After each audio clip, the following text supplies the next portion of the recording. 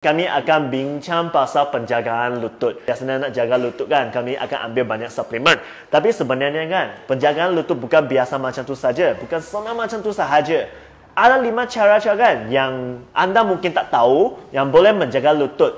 Okay? Kalau you tak tahu 5 cara ni, kalau you tahu 5 cara ni kan, mungkin tak perlu pergi buat macam pembedahan atau pergi buat suntikan lutut semua ni. Okay, so sebelum saya start dengan bagi tahu 5 cara ni kan, biar kami welcome kami punya guest. So, hello Eileen. Hello semua orang. Okay, so kami dah lama actually partner dengan Eileen lah. Eileen adalah fisioterapis kawan kami. So biasanya kami actually invite her datang kan, supaya kami buat satu topik pasal lutut. Okay. Itu adalah satu part of the body atau satu topik yang sangat menarik kan. Okay. Ada 5 cara yang kami boleh jaga lutut. So yang pertama sekali, sebelum tu kan saya nak tanya soalan.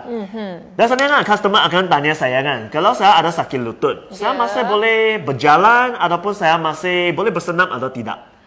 The jawapan adalah boleh. Bagus. Tapi kena ikut badan lah. Sebab kadang-kadang kalau you ada sakit lutut, doktor kata ada arthritis kan. Okay. Doktor suruh kurangkan jalan. Tapi doktor tak suruh tak mau jalan. Okay. Jadi banyak orang yang dia hanya duduk saja, baring saja, dia tak jalan. Kalau you tak jalan, you lagi sakit. Sebab otot lagi lemah, sendi pun lagi lemah. Okay. So jawapan dia sebenarnya kan, walaupun kami ada sakit lutut, tapi kami masih kena gerak. Ya, kena gerak. Kena gerak. Kalau tidak, lutut dan otot akan jadi makin lemah. Tapi macam mana saya nak bersenam tapi saya masih sakit? Macam mana saya nak menguatkan lutut dan macam mana menguatkan saya punya otot? Jadi sekarang kami ajar cara yang paling senang. Jadi sambil tonton TV, sambil buat sedikit exercise senaman yang baik untuk lutut lah. Okay, jadi yang pertamanya adalah untuk pergerakan sendi. Sangat simple. Hanya macam ni, straighten, luruskan, lepas tu bengkokkan. Yang perlahan-lahan sahaja. Boleh satu kaki buat 10 kali. Lepas kanan, lepas tu kiri 10 kali. Banyak orang dia tengok dari Facebook atau mana-mana video wah dia sangat suka goyangkan kaki dengan kuat tau. Dia kata wah ini sangat bagus. Ya, dia kata wah satu hari goyang 100 kali. Macam tu. Sebenarnya yang cara ini adalah salah. Salah, tak boleh goyang. Kenapa? Ya, sebab lutut kami yang tengok dia punya anatomi, dia actually design yang sangat lemah. You tak boleh macam ni goyangkan. Dia akan jadi tak stable. Semua soft tissue, sendi-sendi, otot-otot, lepas tu ligamen dalam dia akan cedera juga. Maksudnya kalau saya asyik goyang macam tu kan, sini semua akan macam tertarik loh. Tertarik, nanti you sakit lagi. Okay. Banyak orang yang tak tahu. So, yang paling penting kan, jangan asyik buat macam gerakan macam ni. Pergerakan itu kena perlahan, kena ada kawalan semua tu. Macam ni lah depan. Okay. So, perlahan itu tapi asalkan selamat mah. Yang pertama macam ni lah. Ada apa lagi yang kami boleh buat? Okay, yang kedua untuk kuatkan kaki, kuatkan otot-otot dekat paha. Okay. Tadi macam ni luruskan dan bengkok. Sekarang luruskan sahaja dan tahan untuk 10 saat. Okay. Ini kena berapa tinggi ya? Macam ni boleh? Okay, macam ni bagi dia lurus sahaja. Pokok masih ada kontak dengan sofa punya. Tak payah angkat macam ni, you akan rasa sakit belakang. Faham. Okay, so macam ni sahaja. Ya, betul. Okay. Alright. Lepas tu boleh tukar kaki. Pun satu kaki boleh buat 10 saat dan 10 kali. Macam ni tahan 10 saat. Jadi orang yang kalau you kuat sikit, macam misalnya kalau orang tua juga, kami galakkan untuk letak berat. Jadi berat weight cuff yang boleh beli dari pasaran adalah yang mungkin half kilo, 500 gram punya, atau 0.75 kilo atau 1 kilo. Boleh macam ni. Tie kat kaki sini. Lepas tu luruskan, tahan 10 saat. Dia boleh stimulatekan otot-otot tu supaya dia kuat lagi. Faham. Bagus juga. Okay. Ada orang tanya, kena bengkokkan itu toes tak? Jari. Kena juga. Okay? Kena bengkokkan sikit. Sebab bila kamu bengkokkan ibu jari dan semua jari tu, dia akan lebih baik engage otot-otot dekat paha. Faham. So, kalau lepas tu senaman yang ketiga? Okay, kalau nak yang lagi advance sikit, lagi apa sikit. Melibatkan keseluruhan badan. Ya, okey. Kami boleh buat berdiri dan duduk. Berdiri dan duduk. Jadi berdiri macam you boleh letak atas lutut lah, tapi tak mau tekan kuat sangat lah. Atau you boleh cross tangan dekat depan badan. Lepas tu bengkokkan badan sikit, tekan di sini ya, kaki, heel sana. Okey, lepas tu berdiri. Dan bila duduk juga, kenalah duduk perlahan-lahan. Bengkokkan badan, bengkokkan kaki, turun perlahan-lahan. Tadi saya dengar itu suara krak. Itu maksudnya lutut saya tak baik ke? Taklah, itu maksudnya ini. Okey, sebenarnya lutut macam ni. Okey, kami tahu ada oil lubricant oil dalam sendi kami, sendi lutut. Okey. Minyak lah. Ya, itu minyak. Okey, macamnya tadi Siwai dia sudah duduk 10 minit sini mah. Jadi dia tak gerak banyak. Jadi bila dia berdiri dan bila dia nak duduk, dia tiba-tiba gerak sebab dia punya lubricant oil tak ada flow pergi sana.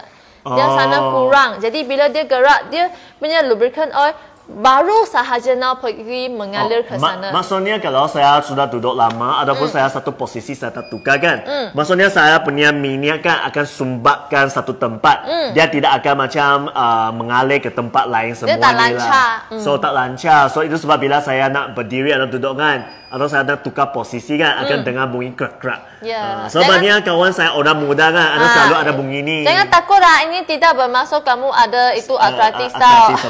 Faham.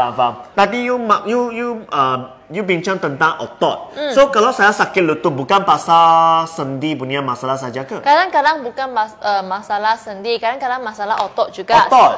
Sebab lutut kami, dia tengok design dia adalah design yang tadi saya kata sangat lemah kan. Dia adalah sangat depend atas otot-otot ligamen yang di surrounding dia untuk dia punya stability. Kalau otot dia lemah, dia tak boleh tahankan pressure, dia tak boleh tarikkan pressure, dia tak boleh stablekan lutut. Jadi you akan senang rasa lutut sakit. Maksudnya kalau kami punya lutut kan bukan bergantung saja sendi, otot pun kena bagi support untuk kami punya lutut. Kena kuatkan dia juga. Patutlah kalau orang tua kan biasanya mereka punya otot akan jadi makin lemah. So sudah jadi lemah, dia tak cukup kuatan untuk support lutut. So biasanya orang sudah tua tak cukup minyak, otot pun tak kuat, patutlah mereka ada arthritis lah. Dia macam cycle yang tak baik lah. Sebab dia lagi sakit, dia lagi tak gerak. Sebab dia hanya mau baring dan duduk saja mah. Nanti dia lagi tak gerak, dia otot lagi lemah. Lepas tu dia punya cycle lagi.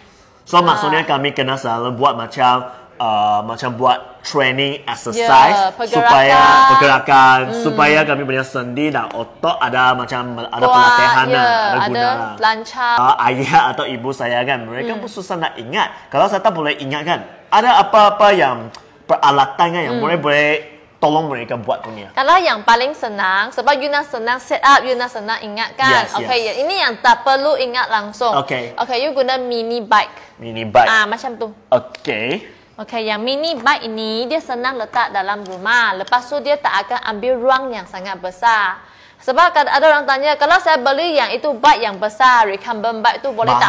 Boleh, tapi you kena mahal loh. You kena ada financial yang lebih elok sikit. Lepas tu rumah atau ruang tamu kamu kena ada ruang yang besar sikit. Tapi ini mini bike kan? Kalau saya guna macam ni kan, dia memang dapat train saya punya sendi dan otot ke? Boleh ya. Sebenarnya kami cubakan. Jangan letak terlalu jauh. Kena dekatkan sikit. Sebab tekankan sikit, you boleh bengkok banyak sikit. Tengok, bila kamu buat pergerakan ini, kamu adalah tengah membuat pergerakan di sendi. Lepas tu kamu akan gunakan otot di paha untuk pijak. Dia akan kuatkan. You cuba buat ini 15 minit berturut-turut tanpa henti. You memang akan exercise kan otot dekat sini.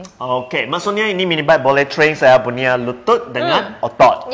Bahagian sini dan sini lah. So ini actually pun bagus lah. Macam kalau bagi saya family kan, saya takut nanti dia pergi bersenam atau pergi jalan kat luar kan, nanti dia akan jatuh. So ini guna kat rumah macam selamatkan sikit lah. Faham. So yang cara yang pertama untuk menjaga lutut adalah kena selalu buat exercise, senaman. Kenapa? Supaya you boleh menguatkan you punya otot dan juga sendi. Jaga sendi saja tak cukup, you kena menguatkan otot juga.